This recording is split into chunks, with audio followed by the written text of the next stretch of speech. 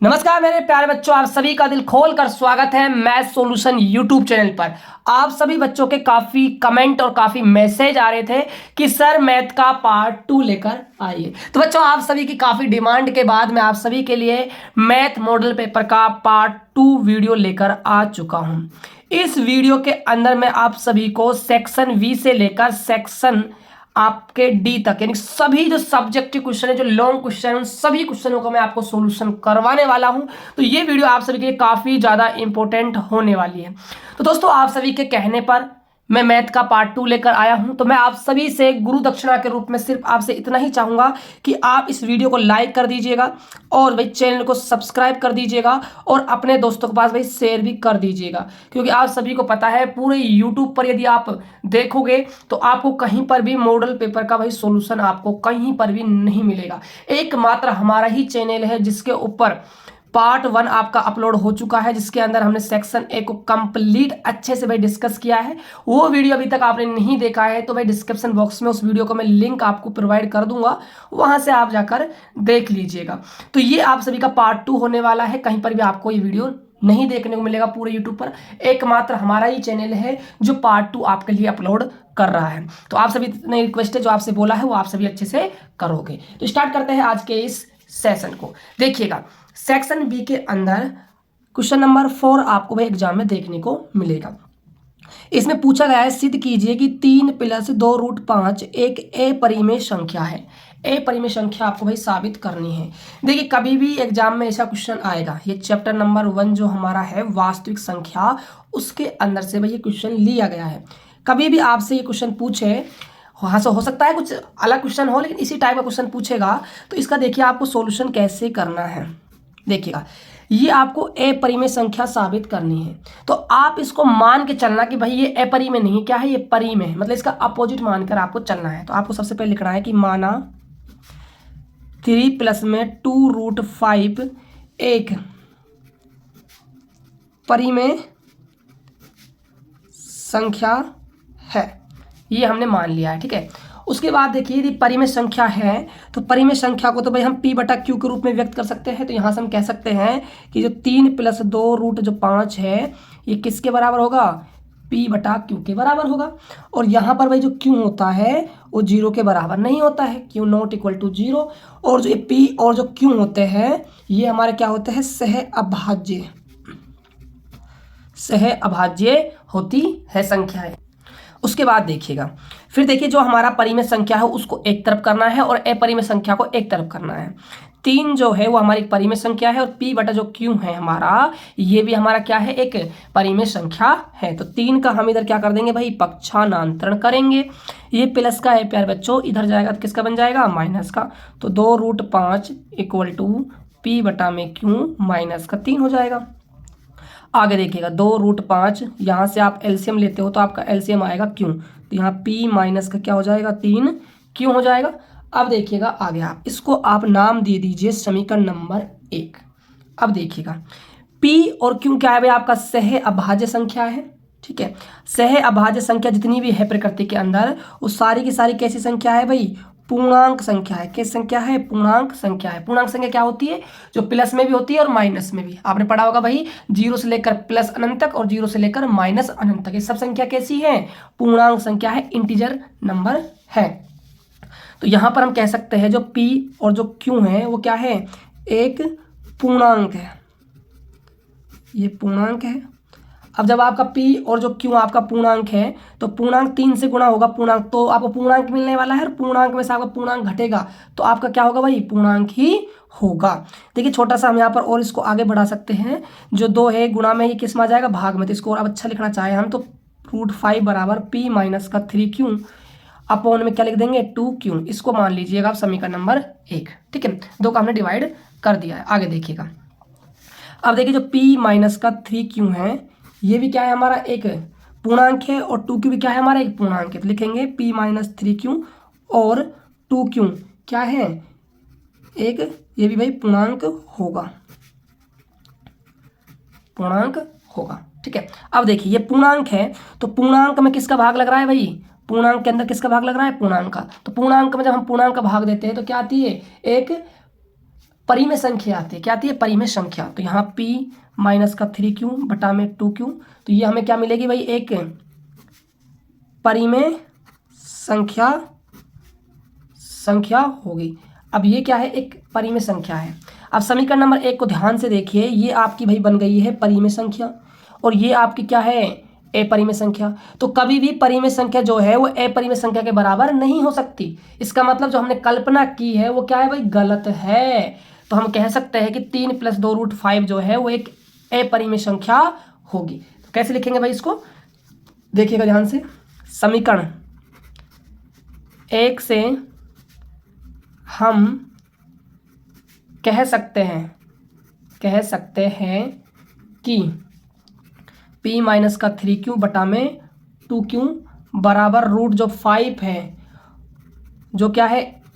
एक अपरिमेय संख्या होगी। क्या होगी भाई? अपरिमेय संख्या है। ठीक है, यह हमारे पूर्व कथन का क्या हो गया भाई? विरोधाभास हो गया। क्या हो गया?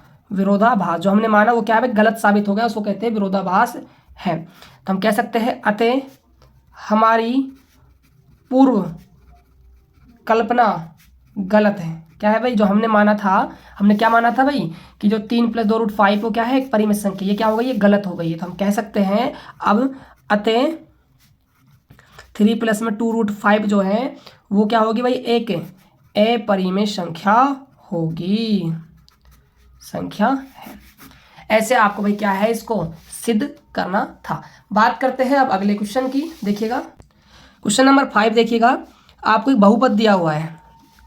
बहुपद को हम px मान लेंगे क्योंकि x के पदों में है। x² - 3 कि हमें शून्य ज्ञात करने। शून्य का मतलब है हमें अल्फा और हमें बीटा निकालना है और साथ के साथ हमें शून्य को तथा गुणांकों के बीच संबंध की सत्यता की भाई क्या है? जांच भी करनी है। देखिएगा, सबसे पहले हम निकालते हैं इसके शून्यक।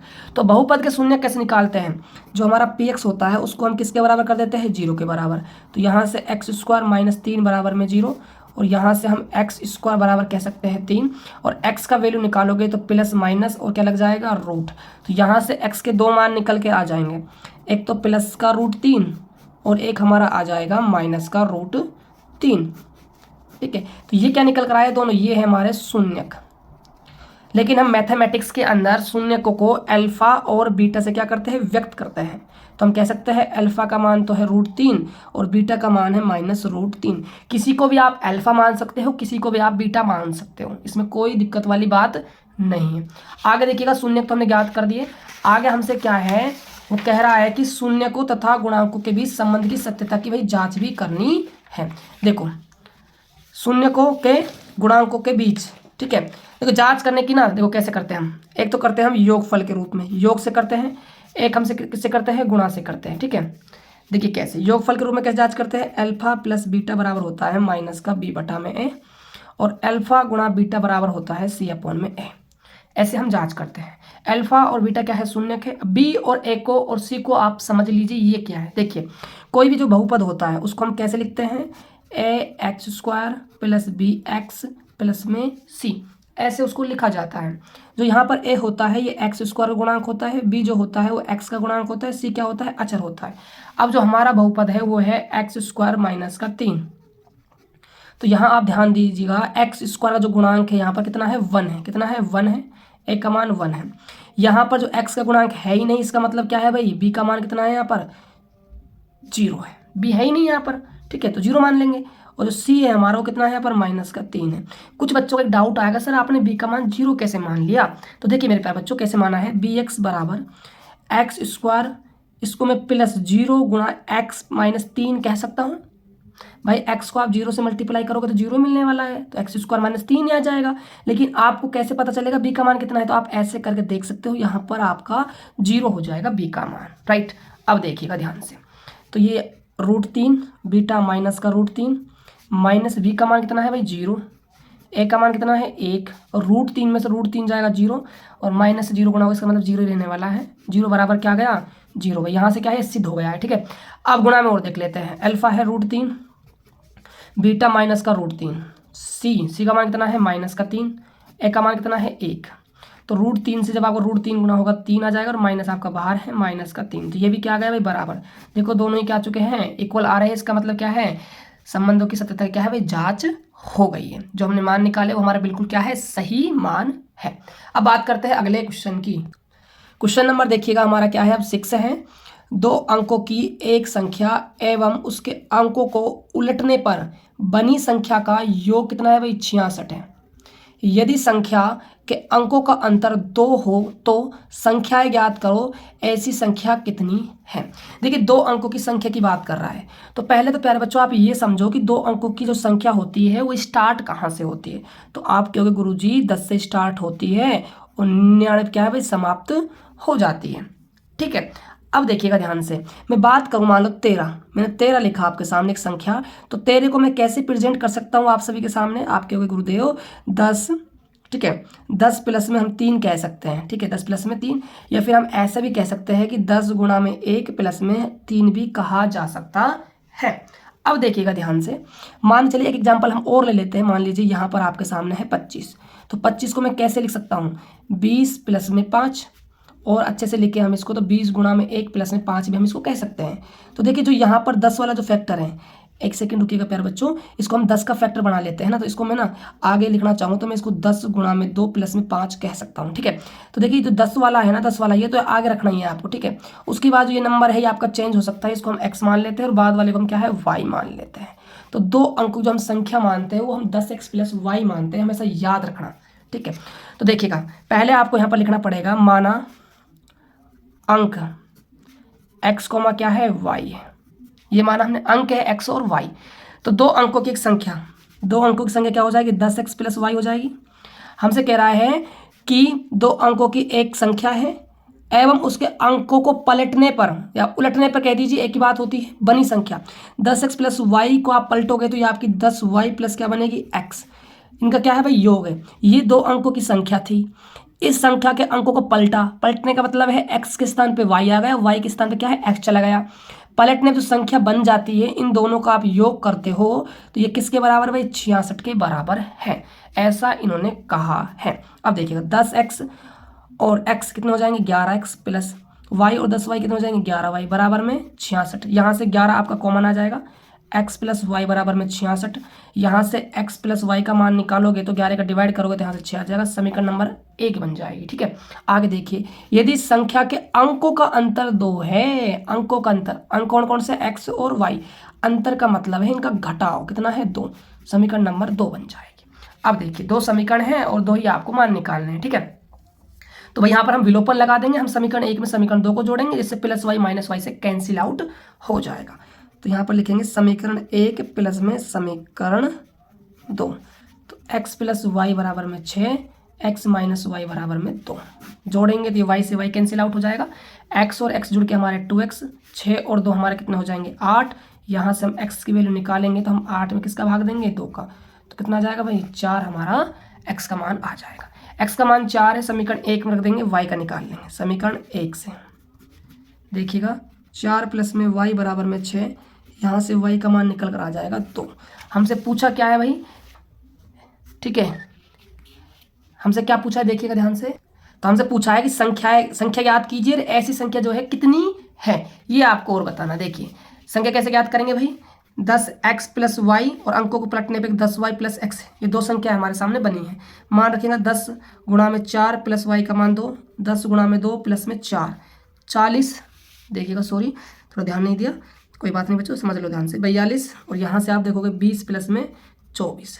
तो 2 संख्याएं ऐसी 42 और 24, जिनको जोड़ो तो 66 मिल जाएगा, और इनके अंक को घटाओ, 4 2 घटाओगे तो यहाँ से आपको 2 मिल जाएगा।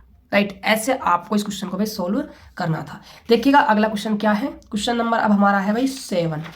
देखिएगा ध्यान से, यदि किसी एपी के प्रथम 14 पदों का योग है 1050, 14 पदों का योग, यानी कि हमको S14 दिया हुआ है, कितना है 1050।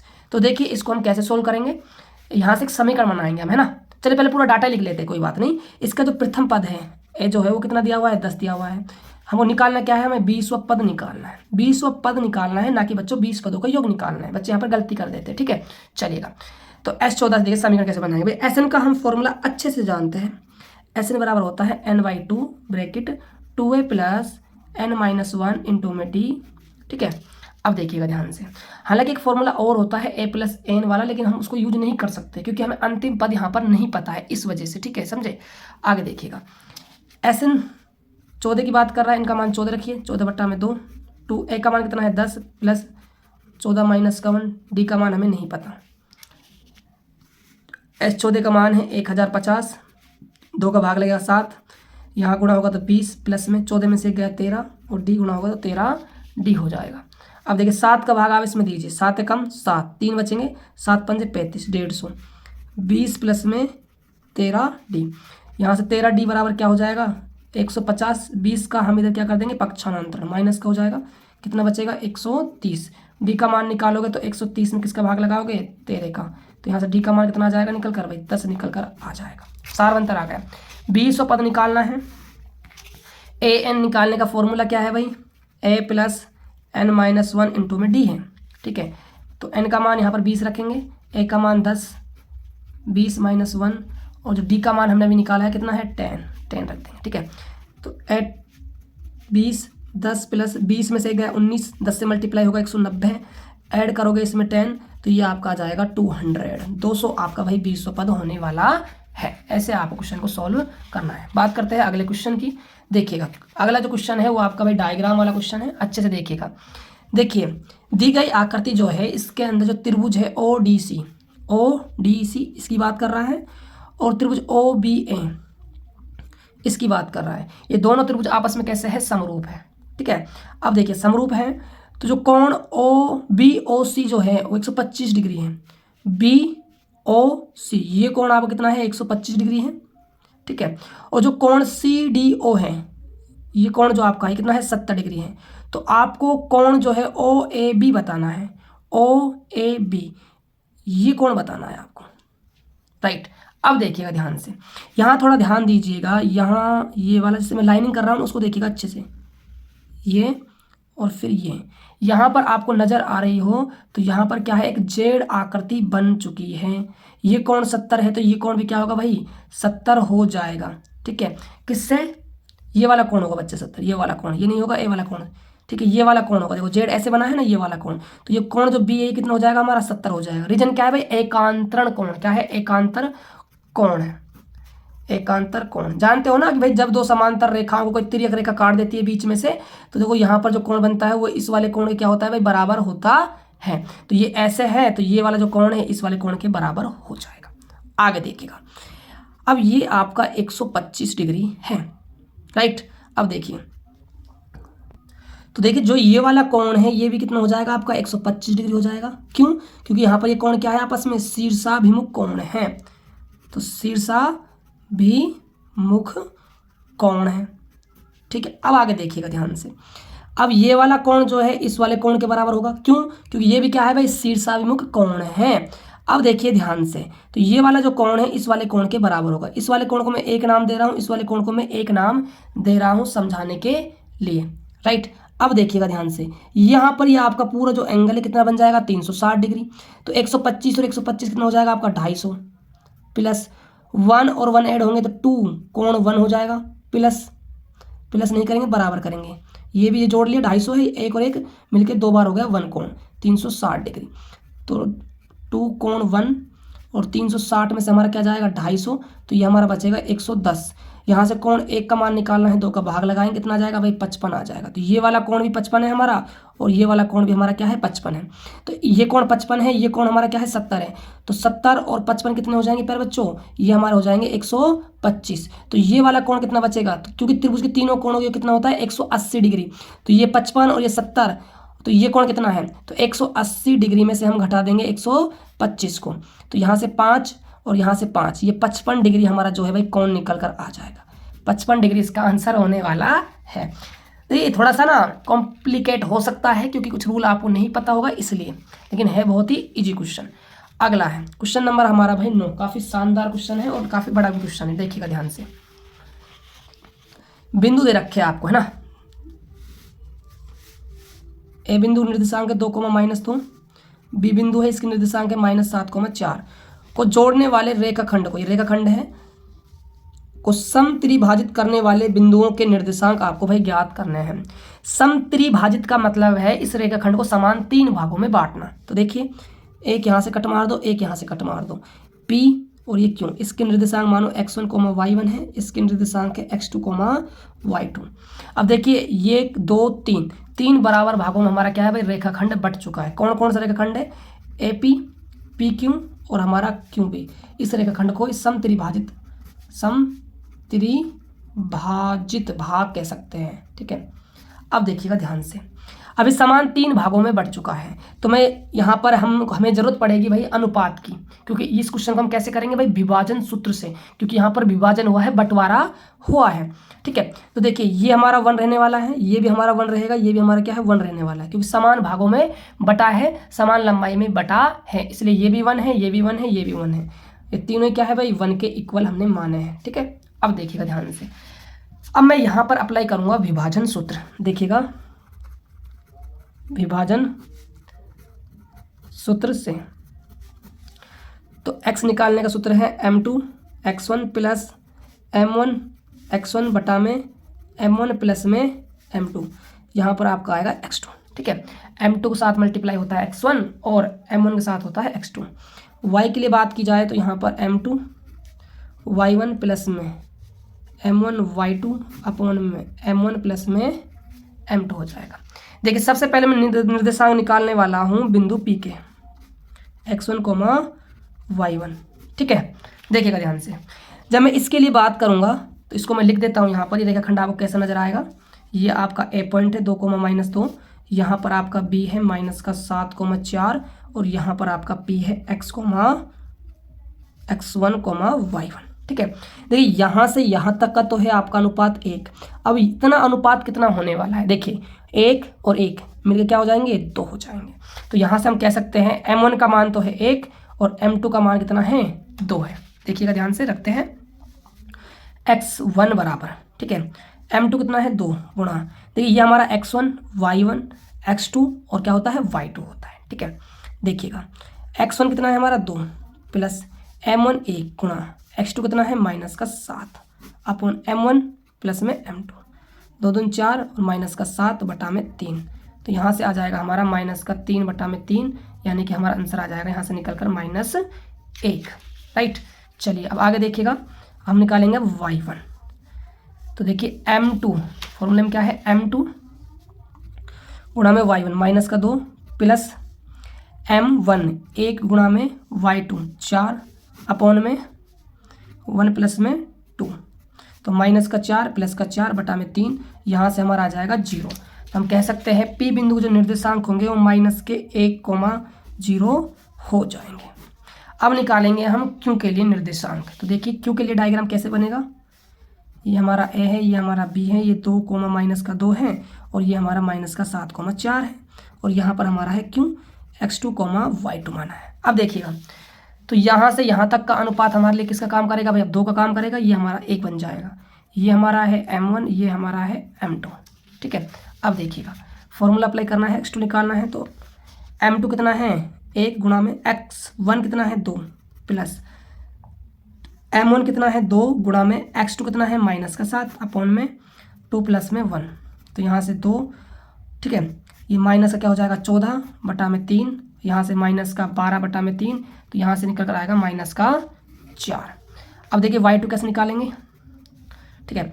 तो y2 के लिए m2 गुणा में y1 कितना है भाई -2 प्लस m1 कितना है 2 गुणा y2 कितना है 4 बटा में 2 प्लस में 1, -2 4 दूनी 8 बटा में 3, यहाँ से 6 बटा में 3 का भाग लगेगा कितना जाएगा 2, तो यहाँ से जो आपका Q बिंदु है इसके निर्देशांक आ जाएंगे -4,2।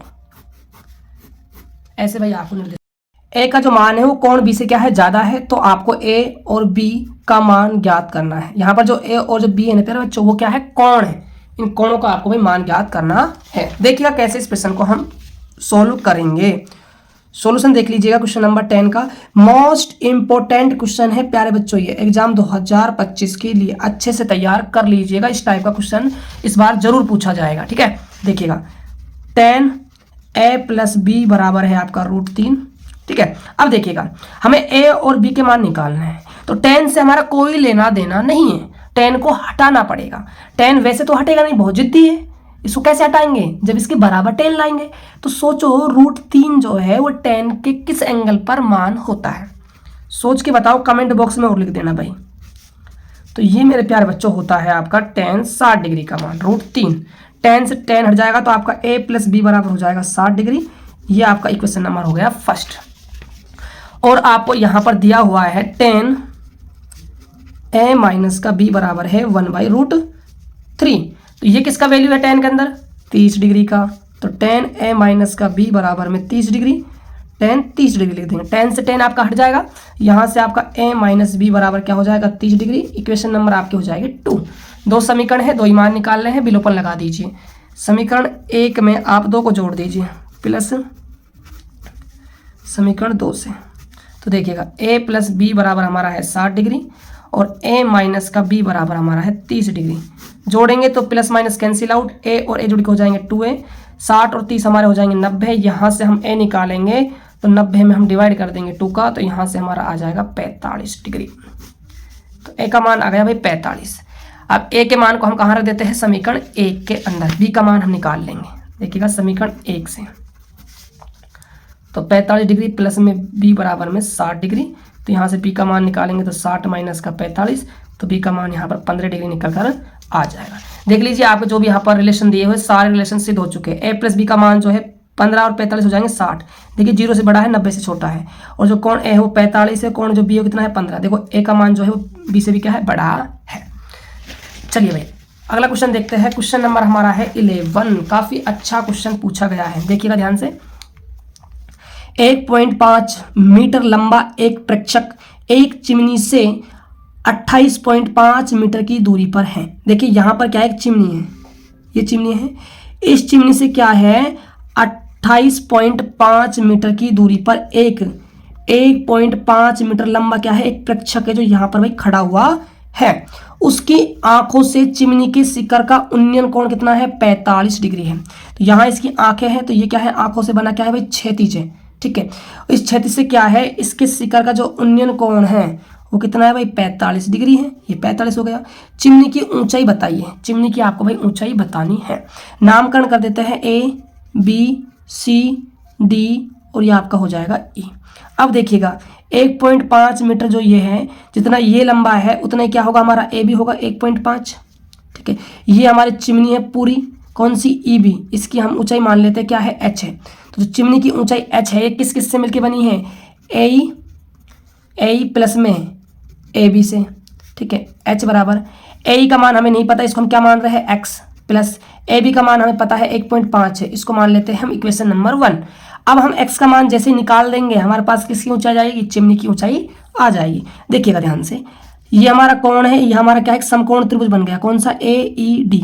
तो कोण के सामने वाली भुजा होती है लंब। ना हमें कर्ण पता है ना हमें आधार पता है। ठीक है, कर्ण और आधार में से कोई एक पता लग जाए तो हम इजीली क्या निकाल लेंगे, लंब, यानी कि x का मान निकाल लेंगे। ध्यान से देखो प्यारे बच्चों, 28.5 है वो, ये भी तो हमारा 28.5 मीटर ही होगा ना। तो हमें क्या पता चल गया, आधार। तो क्या लगा देंगे, tan थीटा, लंब बटा में आधार। तो tan थीटा कितना है, 45 डिग्री। लंब x है, आधार है 28.5, tan 45 1 बराबर x बटा में 28.5, और यहाँ से x निकल कर आ जाएगा 28.5 मीटर। तो h इक्वल टू समीकरण 1 में हम मान रखेंगे 28.5 प्लस में 1.5, तो यहाँ पर h आ जाएगा हमारा 30 मीटर। हमारी क्या है भाई, चिमनी की ऊंचाई होने वाली है। ऐसे आपको क्वेश्चन को करना था। बात करते हैं अगले क्वेश्चन की। क्वेश्चन नंबर देखिएगा, क्वेश्चन नंबर हमारा 12 क्या है, पूछा जा रहा है हमसे कि दो सकेंद्रीय वृत्तों की त्रिज्याएं 5 सेंटीमीटर और क्या है भाई 3 सेंटीमीटर है। दो क्या है, सेकेंद्रीय वृत्त है। सेकेंद्रीय वृत्तों का मतलब क्या है, जिनका केंद्र क्या हो, एक हो। जैसे कि ये हमारा एक सर्किल है, ठीक है, तो एक और क्या है, दूसरा सर्किल है। ये दोनों वृत्त क्या कहलाएंगे, सेकेंद्रीय वृत्त कहलाएंगे। एक की त्रिज्या कितनी है, 5। तो 5 किसकी त्रिज्या हो सकती है भाई, बड़े वाले वृत्त की त्रिज्या हो सकती है 5। ठीक है, तो ये क्या है, हमारे बड़े वाले वृत्त की त्रिज्या है 5 सेंटीमीटर। त्रिज्या क्या होती है भाई, केंद्र से लेकर परिधि तक की दूरी। आप इधर खींच लीजिए, इधर खींच लीजिए, इधर खींच लीजिए, उससे कोई फर्क नहीं पड़ेगा। ठीक है, आगे देखिएगा ध्यान से। बड़े वृत्त की उस जीवा की लंबाई ज्ञात कीजिए। बड़े वृत्त की उस जीवा की लंबाई ज्ञात कीजिए जो छोटे वृत्त को क्या है भाई स्पर्श करती है। जीवा क्या होती है? परिधि से लेकर परिधि तक की दूरी। और जीवा कौन से वृत्त की है भाई? बड़े वाले वृत्त की। ये जीवा है और छोटे वृत्त क्या है भाई? स्पर्श कर रही है। तो यहाँ से कोई जा रही है जीवा और यहाँ से स्पर्श कर रही है छोटे वृत्त को, और छोटे वृत्त की यहाँ से यहाँ तक की क्या है भाई? त्रिज्या है। कितनी है? 3 है। ठीक है, तो आपसे क्या है? जीवा की लंबाई पूछी जा रही है। इस वाली जीवा की आपसे लंबाई पूछी जा रही है। ओ है, ये ए है, ये क्या है? बी है, ये सी है। तो जो जीवा है हमारे जीवा हमारी क्या है भाई? सी बी है। सी बी क्या है? हमारी जीवा है। और सी बी जो है वो सी ए प्लस में ए बी से मिलकर बनी है। जितना ए बी है उतना ही क्या है भाई? ए सी है। जितना सी ए है उतना ही क्या है? हमारा ए बी है। ये जितना है उतना ये है। तो यहाँ से हम कह सकते हैं जो सी बी है वो 2 गुना होगा किसका? ए बी का। फिर हम ये भी कह सकते हैं कि ये 2 गुना होगा किसका? सी ए का। उससे कोई फर्क नहीं पड़ रहा है। तो देखिएगा ध्यान से, अब आप ना ए बी कैसे निकालोगे? देखो, ये आपका कोण 90 डिग्री हो गया। ये आपका क्या है? एक समकोण त्रिभुज बन गया। तो पाइथागोरस लगा दोगे और आप क्या निकाल लोगे? ए बी निकाल लोगे। कर्ण पता है आपको, लंब पता है। ठीक है, तो कर्ण का स्क्वायर मतलब 5 का स्क्वायर 25 प्लस 3 का स्क्वायर 9 प्लस ए बी का square. A B square equal to 25, 9 इधर आया तो माइनस का, ए बी स्क्वायर बराबर हो जाएगा 16। ए बी का मान निकालना है तो रूट लगा देंगे 16 का। यहाँ से ए बी आ जाएगा 4 निकल के। ए बी आया है 4, ये 4 तो ये भी 4, कुल मिलाकर हमें क्या मिल गया? 8 सेंटीमीटर हमारी जीवा की लंबाई आ जाएगी। बात करते हैं अगले क्वेश्चन की। अगला क्वेश्चन आपके सामने है, ध्यान दीजिएगा, काफ़ी अच्छा ये क्वेश्चन पूछा गया है। देखिए, त्रिज्या 12 सेमी वाले एक वृत्त की कोई जीवा केंद्र पर 120 डिग्री का कोण अंतरित करती है। संगत वृत्तखंड का क्षेत्रफल ज्ञात कीजिए। आपको वृत्तखंड का क्षेत्रफल ज्ञात करना है। देखिएगा डायग्राम कैसे बनेगा। ये आपका क्या है? एक वृत्त है। ये इसका क्या है भाई? केंद्र O है। ठीक है, और इसकी त्रिज्या कितनी है भाई? 12 सेंटीमीटर। तो ये भी त्रिज्या है, ये भी क्या है? त्रिज्या है। और ये क्या है भाई हमारा? ये है हमारा वृत्तखंड। क्या है ये? हमारा संगत वृत्तखंड। इसका हमें क्या है भाई? क्षेत्रफल ज्ञात करना है। और कोण कितना दिया हुआ है? 120 डिग्री। और ये भी 12 है और ये भी क्या है? 12 है। अब देखिए, संगत जो लघु वृत्तखंड, ये लघु वृत्तखंड है प्यारे बच्चों। तो संगत लघु वृत्तखंड का सूत्र क्या है क्षेत्रफल का? संगत लघु वृत्तखंड का क्षेत्रफल क्या होता है? देखो, ये जो हमारा पूरा है ये वाला, ये होता है लघु त्रिज्यखंड। क्या होता है? लघु त्रिज्यखंड का क्षेत्रफल। यदि इसमें से हम इस वाले त्रिभुज का क्षेत्रफल हटा दें तो हमारे पास किसका बचेगा? संगत लघु वृत्तखंड का। तो हम कहेंगे त्रिभुज ए बी, नाम दे देते हैं त्रिभुज ओ ए बी का एरिया। राइट, देखिएगा ध्यान से, काफी अच्छा सवाल है एग्जाम के लिए। ठीक है, देखिए कैसे यहाँ पर आप एरिया फाउंड करोगे। देखिए, लघु त्रिज्यखंड का क्षेत्रफल का फॉर्मूला है थीटा बटा 360 गुणा में पाई आर स्क्वायर। ये हमारा फॉर्मूला है। ठीक है, त्रिभुज का क्या है भाई? 1/2 आधार गुणा में ऊंचाई। इसको फिलहाल मैं ऐसा ही छोड़ रहा हूं क्योंकि हम कंप्लीट का ना एक साथ नहीं निकाल सकते। थोड़ा सा यहाँ पर हमें कुछ कंसेप्ट लगाने होंगे, तब हम निकाल पाएंगे ओ ए बी का क्षेत्रफल। देखिए, पहले मैं निकालता हूं त्रिभुज ओ ए बी का क्षेत्रफल। ये कोण हमारा कितना है भाई? 120 डिग्री है। मैं क्या कर रहा हूं? यहां से इस पर लंब डाल रहा हूं। ठीक है, तो मैंने क्या किया? इस त्रिभुज ओ ए बी को 2 भागों में बांट दिया। इसको नाम दे देता हूं एम, ओ एम ए और ओ एम बी। 2 भागों में इसको भाई हमने क्या है? बांट दिया है। ये 12 है, ये 12 है। अब ये कोण हमारा ना, ये वाला कोण ये कितना हो गया है? 60 डिग्री हो गया है। और ये वाला कोण भी कितना हो गया है? 60 डिग्री हो गया है। तो आप ध्यान दीजिए, जो हमारा ओ ए एम जो है त्रिभुज, जो हमारा ओ एम ए जो है, इसका जो एरिया है वो त्रिभुज ओ एम बी के एरिया के भाई बराबर होगा, क्योंकि दोनों क्या है? ये सेम है, इसलिए। अब देखिए, जो त्रिभुज हमारा ओ ए बी है, इसका जो एरिया है ये दोनों आपस में बराबर है। इन दोनों से मिलकर हमारा क्या है? ओ ए बी बन रहा है। तो किसी एक का निकाल लेंगे, उसको 2 से मल्टीप्लाई कर देंगे, टोटल ओ ए बी त्रिभुज का क्या है? एरिया आ जाएगा। तो मैं ओ एम बी का निकाल लेता हूं, त्रिभुज ओ एम बी का एरिया निकाल लेता हूं। ठीक है, अब देखिए फॉर्मूला क्या होता है? एक आधार गुणा में ऊंचाई, आधार गुणा में ऊंचाई। तो 2 से आपका 2 कट जाएगा, यहाँ पर आपका आधार गुणा में क्या आ जाएगा? ऊंचाई आ जाएगी। ठीक है, अब देखिए आधार और ऊंचाई आप कैसे निकालोगे? ये कोण है, कोण के सामने वाली भुजा होती है लंब। ये हमारा लंब है, लेकिन हमारे लिए किसका काम करेगा? आधार का। और ये हमारे लिए क्या है, आधार है, ये हमारे किसके लिए काम करेगा, ऊंचाई का। ठीक है, तो यहाँ पर जो आधार है वो हमारा एम बी है, ऊंचाई हमारा क्या है, ओ एम है। राइट, देखिएगा ध्यान से। तो यहाँ पर हम पहले लगा देंगे साइन थीटा। साइन थीटा क्या होता है भाई, लंब बटा में कर्ण होता है। ठीक है, साइन थीटा की वैल्यू क्या है, 60 डिग्री। लंब हमारा एम बी और कर्ण क्या है हमारा 12। साइन 60 का मान होता है √3/2 एम बी बटा में 12। 2 से आपका 12 छः बार कट जाएगा। यहाँ से जो आपका एम बी निकल कर आएगा, 6 को इधर क्रॉस करेंगे तो 6√3 हमारा क्या है भाई, एम बी निकल कर आ जाएगा। अब हमें ओ एम निकालना है। ठीक है, तो इसके लिए हम क्या है भाई, कॉस लगा देंगे। क्या लगा देंगे, कॉस थीटा लगा देंगे। कॉस थीटा क्या होता है भाई, आधार बटे में कर्ण होता है। कॉस थीटा कितना है, 60 डिग्री। आधार हमारा है ओ एम और कर्ण हमारा क्या है, 12 है। ठीक है, तो कॉस 60 का मान 1/2 ओ एम बटा में 12। 2 से हमारा 12 6 बार कट जाएगा। ओ एम यहाँ से निकालेंगे तो 6 इधर क्रॉस होगा तो 6 कम 6 हमारा ओ एम आ जाएगा। ठीक है, तो यहाँ से 6√3 गुणा में 6 यानी कि 36√3 हमारा क्या है, एरिया निकल कर आएगा त्रिभुज ओ ए बी का।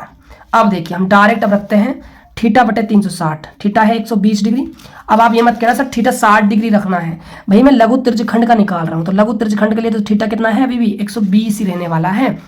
बटा में 360, पाई का मान है 22 बटा में 7 गुणा में त्रिज्या यानी कि आर का स्क्वायर, त्रिज्या हमारी 12 तो 12 गुणा 12 माइनस का 36, √3 का मान 1.73 रख दीजिएगा। ठीक है बच्चों, आप इसको खुद से क्या है भाई, कैलकुलेट कीजिएगा। ठीक है, तो आपको जो आपका आंसर मिलेगा वो 88.44 सेंटीमीटर आपका स्क्वायर आपका क्या है भाई, एरिया निकल कर आ जाएगा। कैलकुलेट कर लीजिएगा, आपका फाइनल आंसर आ जाएगा। ठीक है, बात करते हैं अगले क्वेश्चन की। देखिएगा ध्यान से। अब देखिए, अब हमारा है सेक्शन सी, खंड से के अंदर आपका क्वेश्चन नंबर जो 14 है उसमें पूछा गया है, यदि किसी एपी के प्रथम 7 पदों का योग कितना है, 49 है। 7 पदों का योग यानी कि S7 दिया हुआ है आपको 49, और प्रथम 17 पदों का योग कितना है, S17 दिया हुआ है कितना है, 289। तो इसके n पदों का योगफल निकालना है, मतलब आपको भाई Sn निकालना है। ठीक है, 7 पदों के योगफल का फॉर्मूला है Sn बराबर में n/2 bracket 2a plus n-1 into में क्या होता है, d होता है। ठीक है, तो देखिएगा, तो S7 7/2 2a प्लस 7-1 इंटू में d हो जाएगा। ये आपका 49 है, 7 बटा में 2 2a प्लस में क्या है 6d हो जाएगा। आगे देखिएगा, 7 आपका 49, 2 से यहाँ गुणा करोगे तो आपका 14, 2a प्लस में 6d बराबर आपका हो जाएगा 14। यहाँ से आप 2 कॉमन लोगे तो a प्लस में 3d बराबर हो जाएगा 14। ठीक है, 2 का भाग लगाओगे तो a प्लस में 3d बराबर क्या हो जाएगा आपका 7 हो जाएगा। समीकरण नंबर आपकी बन जाएगी 1। अब देखिए, अब एक समीकरण आप बनाओगे S17 से। ठीक है, तो देखिए 289, n का मान कितना है 17 बटा में 2 2a प्लस n-1, 17 में से 1 जाएगा तो 16d हो जाएगा। 17 से आपका 289 17 बार कट जाएगा, 2 इधर गुणा होगा तो आपका 2a प्लस में 16d बराबर हो जाएगा 34। यहाँ से आप 2 कॉमन लोगे तो a प्लस में 8d और 2 का आप भाग लगाओगे तो ये आ जाएगा 17। समीकरण नंबर 2 आ जाएगी। अब आपको क्या है, यहाँ पर विलोपन विधि से क्या है, a और d के मान निकालना है। तो आप ऐसा कीजिएगा, समीकरण आप 2 में से समीकरण 1 को घटा दीजिए, समीकरण 2 माइनस आप कर दीजिए समीकरण 1। a प्लस में 8d बराबर में 17, a प्लस में 3d बराबर में क्या है 7। घटाओगे माइनस माइनस माइनस हो जाएंगे, ये कैंसिल आउट हो जाएगा। 8d में से आपका 3 जाएगा तो 5d, 17 में से आपका 7 गया तो 10, d का मान आ जाएगा 2 निकल कर। d का मान आप समीकरण 2 में रख दीजिए या 1 में रख दीजिए। 1 की बात कर लेते हैं, a प्लस में 3 गुणा में 2 बराबर में 7, a बराबर में हो जाएगा 7, इधर जाएगा 3 दूनी 6 और 7 में से 6 गया तो 1 आ जाएगा। ठीक है, d का मान 2, a का मान 1। हमें n पदों के योगफल निकालना है Sn, तो n/2 2a का मान 1 प्लस n-1, d का मान कितना है 2। यहाँ से n/2 2 प्लस में 2 को अंदर मल्टीप्लाई करेंगे तो ये क्या हो जाएगा भाई, अंदर मल्टीप्लाई करेंगे तो क्या हो जाएगा 2n माइनस का क्या हो जाएगा 2 हो जाएगा। 2 से आपका 2 कट जाएगा, यहाँ आपका n/2 गुणा में क्या है 2n, 2 से आपका 2 गया, n से n मल्टीप्लाई होगा तो क्या हो जाएगा n स्क्वायर हमारा क्या है भाई n पदों का योगफल निकल कर आ जाएगा। बात करते हैं अगले क्वेश्चन की। इसके अथवा में का जो क्वेश्चन है वो भी आपका एपी का ही क्वेश्चन है। ध्यान रखिएगा, जो सेक्शन आपका सी आएगा उसके अंदर आपको भाई अथवा में क्वेश्चन मिलेगा। तो मैं आपको अथवा वाला भाई करवा रहा हूँ, देख लीजिए। वो एपी ज्ञात कीजिए, जिसका तीसरा पद A3 दिया हुआ है आपको 16, तो a प्लस में इसको मैं 2d लिख दूंगा बराबर 16, इक्वेशन नंबर 1। सातवां जो पद है वो पांचवें पद से क्या है भाई 12 अधिक है। अधिक का मतलब क्या है प्लस करना है, ठीक है। सातवें पद को हम a प्लस में 6d कहेंगे, पांचवें पद को हम a प्लस में 4d कहेंगे, प्लस में 12। ऐसे आपका a चला गया, 4d इधर आएगा तो 6d में से आपका 4d माइनस होगा बराबर 12। यहाँ से आपका 2d बराबर में 12, यहाँ से d का मान आ जाएगा आपका 6 निकल कर, ठीक है। अब d के मान को हम रखेंगे समीकरण 1 के अंदर, तो ये a प्लस में 2 गुणा में 6 बराबर में 16, यहाँ से 6 दूनी 12 माइनस का 12 हो जाएगा, a का मान आ जाएगा 4 निकल कर, ठीक है। आपको AP बनानी है, तो AP कैसे चलती है भाई, AP चलती है a plus d, a plus 2d, a plus 3d, ऐसे हमारी क्या है भाई AP चलती है।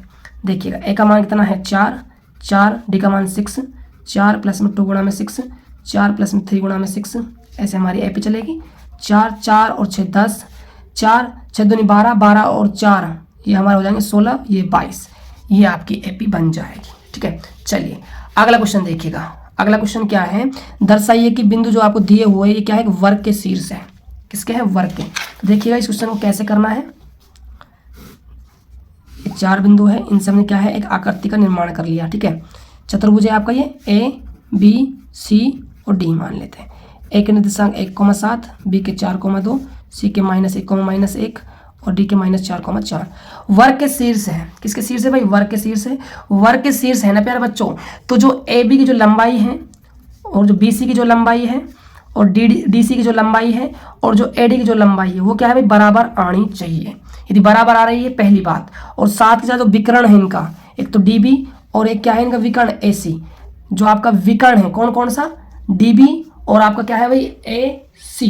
तो जो विकर्ण है वो भी क्या है भाई बराबर आने चाहिए, DB बराबर आना चाहिए किसके, AC के, ठीक है। देखिएगा विकर्ण भी क्या है आपस में भाई बराबर आने चाहिए। तो देखिए AB BC DC AD इनकी हम लंबाई कैसे निकालते हैं, दूरी सूत्र से।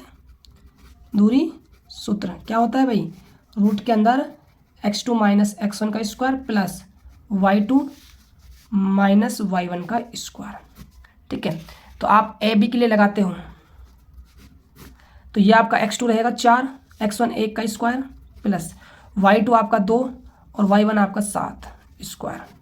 यहाँ से 3 का स्क्वायर 9, 2 में से -7 माइनस का 5, -5 का स्क्वायर होगा तो प्लस का 25 मिलेगा और यहाँ पर आ जाएगा आपका रूट 34। तो ऐसे आप BC ऐसे DC और ऐसे आप AD निकालते हो तो आपको सब क्या मिलेंगे, रूट 34 और रूट 34 और ये भी आपको क्या मिलेगा, रूट 34 ही मिलेगा। दूरी सूत्र लगाकर आप निकाल लीजिएगा। और इसी प्रकार आप AC और DB निकालते हो तो AC और DB आपस में बराबर आएंगे। ये मत कहना कि सर AB और BC और CD और AD के बराबर तो आए नहीं, विकर्ण आपस में होंगे और ये भुजाएं आपस में बराबर आ जाएगी। ऐसे आपको इस क्वेश्चन को भाई करना है। आगे देखिए अगला क्वेश्चन, इसका जो अथवा वाला क्वेश्चन है वो काफ़ी अच्छा क्वेश्चन है, इसको मैं करवा देता हूँ, ठीक है। वो तो ईजी था बच्चों, दूरी सूत्र का फॉर्मूला लगाना है, आंसर लाना है, ठीक है। चलिए आगे देखिएगा, यदि A और B क्रम से हैं दिए हुए हैं तो आपको बिंदु P के निर्देशांक निकालने हैं ताकि AP बराबर 3/7 AB हो और P रेखाखंड AB पर क्या है भाई स्थित है। तो जो P है वो कहाँ है भाई, आपका रेखाखंड AB पर क्या है स्थित है। देखिएगा ध्यान से, तो हम रेखाखंड बनाते हैं। सबसे पहले एक AB -2, -2, B है हमारे 2, -4, ठीक है। यहाँ मान लो कहीं ना कहीं P यहाँ पर बैठा हुआ है, ठीक है। इसको हम x को क्या मान लेते हैं, y मान लेते हैं। आपको रिलेशन दिया हुआ है AP बराबर है 3/7 और आपका AB। अब देखिएगा AB का मैं भाग लगा दूंगा, बराबर में क्या जाएगा 3/7। अब देखिए AB तो कितना है 7 है, AP कितना है 3 है, तो AP तो ये तो है आपका है 3 और AB 7, मतलब पूरा क्या है AB इतना सा 3 है, तो ये बचा हुआ कितना हो जाएगा फिर आपका 4 होने वाला है, सीधी सी बात है। अब देखिए तो P क्या हो गया भाई आपका AB रेखाखंड पर हो गया, तो फॉर्मूला लगा देंगे विभाजन सूत्र का। x का मान निकालना है तो m2 x1 प्लस में m1 x2 बटा में m1 प्लस में m2 हो जाएगा। तो x बराबर m2 कितना है 4, x1 कितना है -2 प्लस m1 है 3, x2 कितना है 2, m1 कितना है 3 प्लस m2 4, -8 प्लस का 6 बटा में 7, यहाँ से आ जाएगा -2/7 x का मान। और y का मान निकालेंगे तो m2 4, y1 कितना है y1 -2 प्लस m1 है 3 और y2 कितना आएगा -4 अपन m1 कितना है 3, m2 कितना है 4, -8 -12 बटा में 7, यहाँ से -20 बटा क्या आ जाएगा 7 हमारा आ जाएगा। चलिए बात करते हैं अगले क्वेश्चन की। अगला क्वेश्चन देखिएगा, क्वेश्चन नंबर हमारा है 16। सिद्ध कीजिए कि किसी वृत्त के परिगत समांतर चतुर्भुज समचतुर्भुज होता है। यानी कि एक वृत्त है, उसके चारों ओर क्या है, एक समांतर चतुर्भुज बनाया हुआ है, और जो समांतर चतुर्भुज है वो क्या है, एक समचतुर्भुज है। ये हमें साबित करना है। तो देखिएगा, काफ़ी अच्छा क्वेश्चन है, इस पर भी आप लगा लीजिएगा। Most important question board exam में पूछा जा सकता है। देखिए, पहले हम एक समांतर चतुर्भुज बना लेते हैं। ठीक है, इस टाइप से कोई चतुर्भुज है समांतर। वृत्त था, थोड़ा सा ना डायग्राम गलत बन गया है, अच्छा सा बनाते हैं। ठीक है, पहले एक सर्किल बना लेते हैं। ठीक है, ये एक सर्किल बन गया। इसके लिए हमें क्या है, थोड़ा सा मतलब डायग्राम में ना प्रॉब्लम होता है। ठीक है, अच्छे से बनाते हैं, 1 मिनट रुकिएगा। अच्छे से हम इसको क्या है भाई डिजाइन करते हैं। देखिए,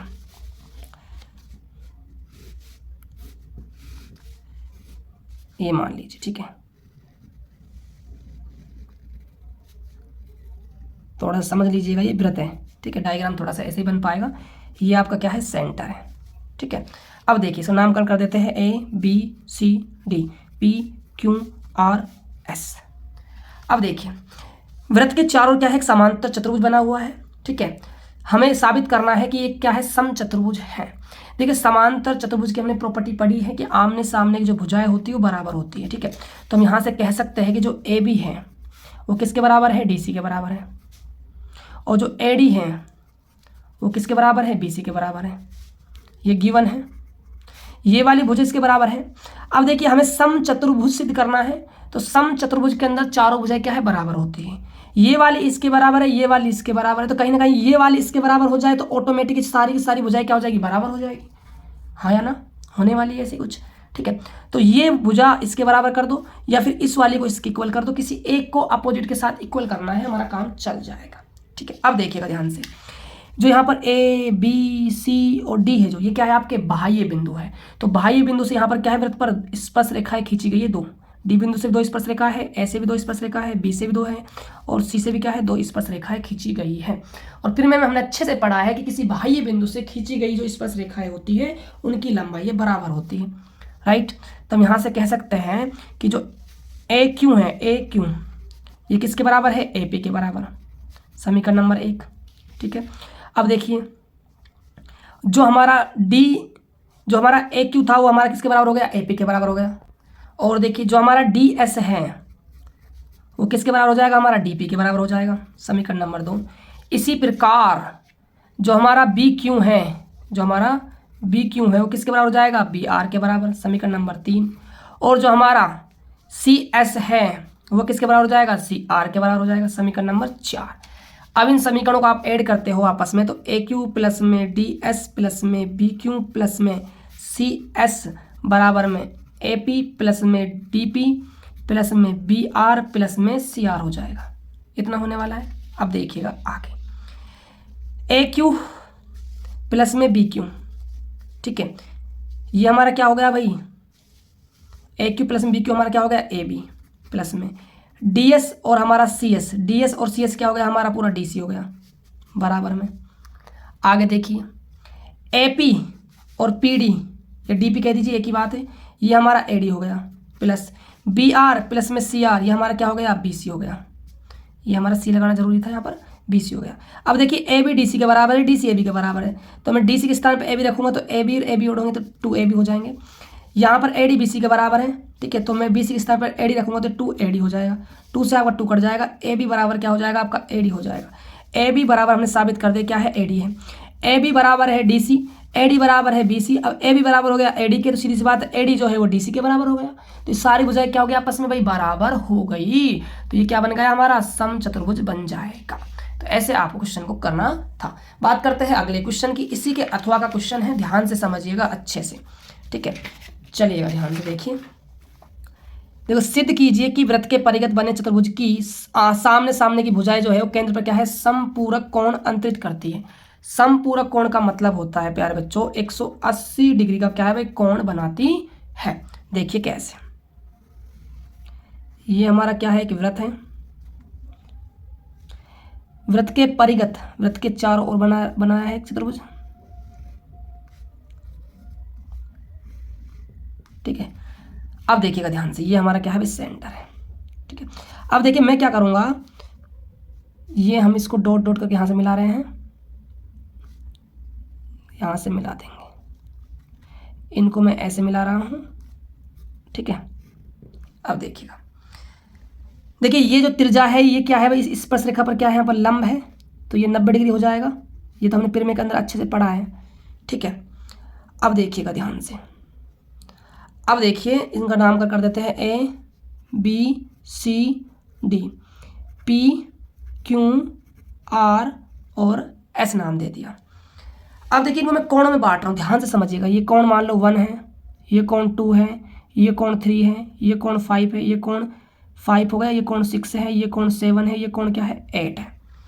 अब देखिए ध्यान से क्या कह रहा है कि जो आमने सामने की भुजाएं हो केंद्र पर क्या है समपूरक कोण बना रही है।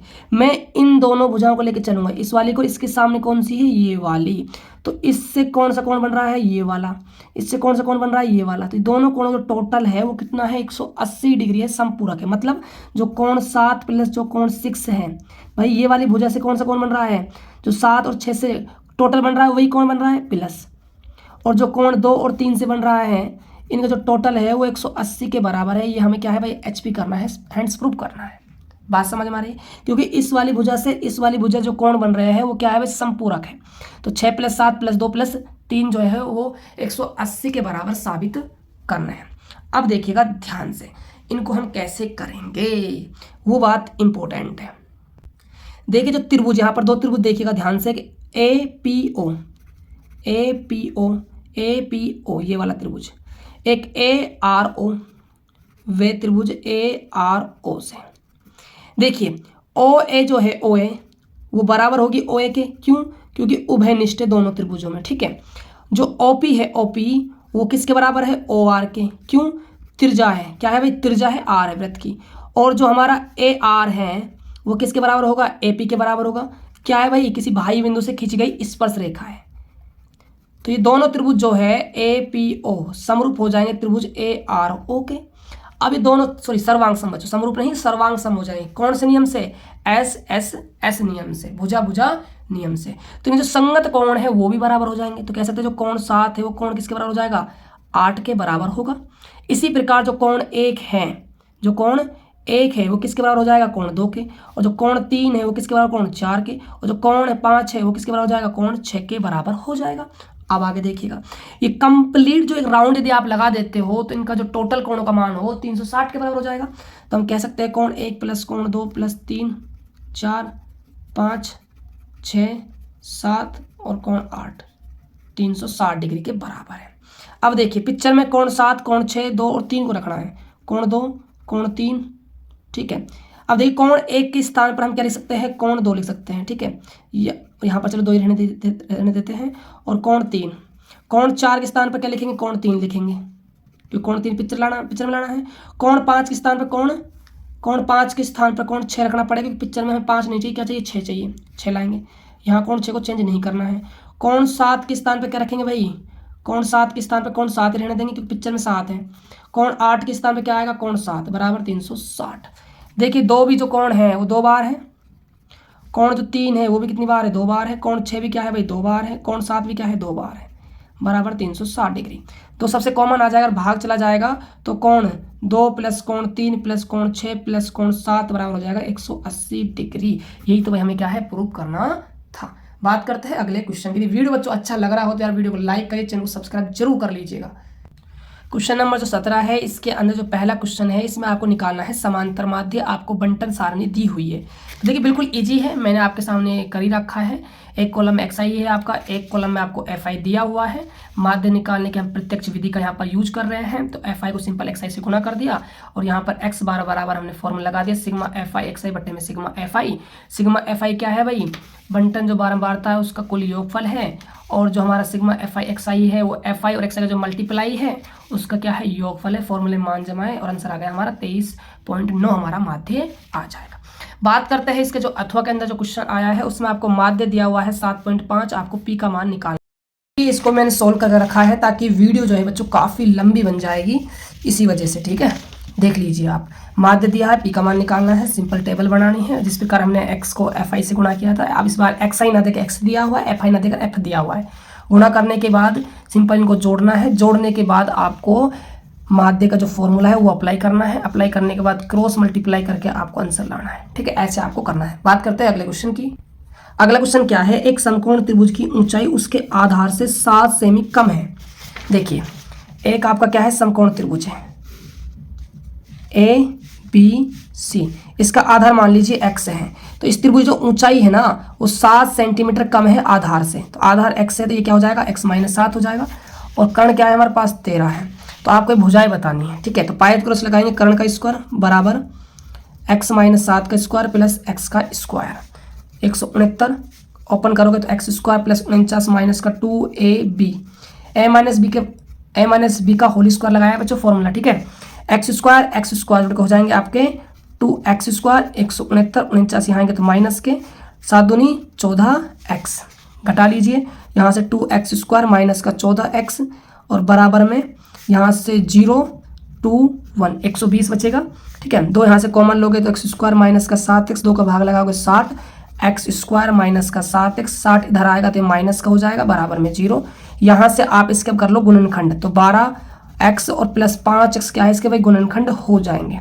ठीक है, x कॉमन लेंगे, 2 का जोड़ा बनाकर 12 यहाँ रहेगा प्लस में 5, यहाँ x माइनस का 12 बराबर में 0, x माइनस 12 कॉमन लिया तो यहाँ x प्लस का 5 बराबर में 0 बचेगा। ठीक है, तो यहाँ से x बराबर 12 मान आया, यहाँ से x बराबर -5 आया।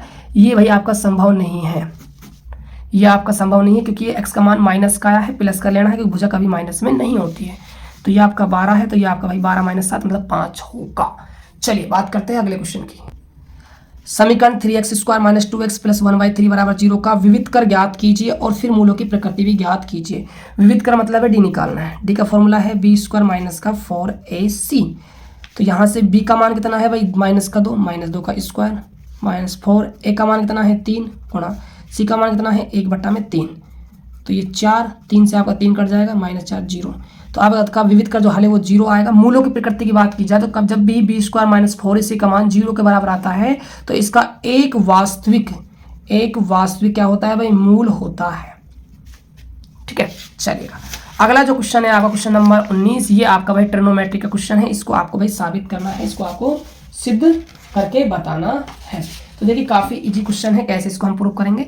तो आपको सबसे पहले इसका कर देना है भाई परिमेयकरण। क्या करना है, परिमेयकरण। तो 1 + cos a बटा में 1 - cos a, तो माइनस है यहाँ तो प्लस से हम ऊपर नीचे क्या है भाई मल्टीप्लाई कर देंगे।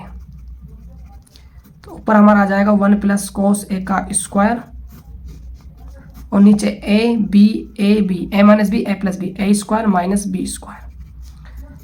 तो यहाँ से आपका 1 + cos a का स्क्वायर 1 - cos स्क्वायर है, ये आपको हो जाएगा sin स्क्वायर a। तो ऊपर से आपका 1 प्लस में cos है, नीचे से क्या आ जाएगा आपका sin है। अलग अलग डिवाइड करोगे तो 1/sin आपका हो जाएगा cos a और cos बटा sin क्या हो जाएगा cot a। यही आपको भाई क्या है प्रूव करना था। बात करते हैं अगले क्वेश्चन की। देखिए इसी के अथवा में ट्रिग्नोमेट्री का जो अगला क्वेश्चन है बच्चों, ये आपकी बुक का क्वेश्चन नहीं है, दिया हुआ है तो मैं इसको सोल्व करवा देता हूँ। देखिएगा ध्यान से, यहाँ पर sin की पावर 6a है प्लस में cos की पावर 6a बराबर 1 - 3 sin स्क्वायर है cos स्क्वायर a है। ये हमें साबित करना है, इससे ये लाना है। ठीक है, देखिएगा ध्यान से, आप सभी ने यहाँ पर यदि a + b का क्यूब पढ़ा हो, a + b का क्यूब पढ़ा हो तो सवाल बन जाएगा। क्या होता है, a³ + b³ + 3a² b + 3ab square. इसको और अच्छा लिखे तो a³ प्लस में b³ प्लस में यहाँ से 3ab कॉमन लेंगे तो यहाँ से a प्लस में क्या बचेगा, b बच जाएगा। ठीक है, ये फॉर्मूला तैयार हुआ a + b का क्यूब का। अब देखिए जो sin 6 की पावर a है, इसको हम क्या लिख सकते हैं, इसको हम sin स्क्वायर a की पावर 3 कह देंगे प्लस इसको हम cos स्क्वायर a की पावर क्या है 3 कह देंगे। तो इसको हम यदि a मान ले, इसको हम b मान ले, ठीक है, तो ये क्या बन गया, a³ प्लस में b³ बन गया। ठीक है, यदि मैं यहाँ से a³ प्लस b³ निकालना चाहूँ इस फॉर्मूले से, तो a³ प्लस में जो b³ है वो किसके बराबर हो जाएगा, a + b की पावर 3 माइनस 3ab और ब्रैकेट में a + b के बराबर होगा। ठीक है, तो इसी फॉर्मूले को मैं अप्लाई करके यहाँ पर लिख रहा हूँ a + b का क्यूब। a का मान क्या है sin स्क्वायर a बी का मान कोस स्क्वायर ए घात 3 माइनस 3, ए का मान क्या है साइन स्क्वायर ए कोस स्क्वायर ए प्लस बी साइन स्क्वायर ए प्लस में कोस स्क्वायर ए। तो ये आपका 1 की पावर 3 मतलब 1 माइनस 3 साइन स्क्वायर ए कोस स्क्वायर ए, ये आपका 1 हो जाएगा। 1 से गुणा होगा तो आपका यही आ जाएगा। यही हमें क्या है भाई प्रूफ करना है। बात करते हैं क्वेश्चन नंबर 20, इसके अंदर आपको भाई बहुलक ज्ञात करना है। देखिएगा, तो देखिए आपको बंटन दिया हुआ है, बंटन को मैंने ऐसा का ऐसा ही लिख लिया है। देखिए बहुलक का जो फॉर्मूला होता है वो L प्लस में F1 माइनस F0 अपॉन में 2F1 minus F0 minus F2 गुणा में क्या है H होता है। तो सबसे पहले हमें क्या है पर बहुलक वर्ग का चयन करना होता है। बहुलक वर्ग का चयन कैसे होता है, बारंबारता में जो सबसे ज्यादा बार आया है वो हमारा बहुलक वर्ग होता है। तो यहाँ पर देख सकते हो जो 42 है वो सबसे ज्यादा बार है, तो ये हमारा बहुलक वर्ग हो जाएगा। जो यहाँ पर L होता है, L जो है यहाँ पर बहुलक वर्ग की निम्न सीमा होती है। ये हमारा बहुलक वर्ग है, तो निम्न सीमा कितनी है 40 लिख दी। F1 क्या होता है, F1 होता है बहुलक वर्ग की बारंबारता, तो ये हमारा F1 है 42। F0 क्या होता है, बहुलक वर्ग से ठीक पहले वाले वर्ग की बारंबारता F0 होती है। F2 क्या होती है, बहुलक वर्ग से ठीक बाद वाले वर्ग की बारंबारता F2 होती है। H होता है वर्ग अंतराल, कितने का गैप है भाई 10 का गैप है, ठीक है। उसके बाद हमने फॉर्मूले में रखा और हमारा आंसर आएगा 43.8। अच्छे से कर लीजिएगा। बात करते हैं अगले क्वेश्चन की। देखिए इसी का जो अथवा में जो क्वेश्चन है, 100 परिवारों में बच्चों की संख्या निम्न प्रकार है, इनका माध्य ज्ञात करना है, ठीक है। तो देखिए माध्य कैसे ज्ञात करते हैं, मैंने टेबल बनाई सबसे पहले, ठीक है। टेबल बनाने के बाद आपको CF निकालना है। CF होती है संचयी बारंबारता।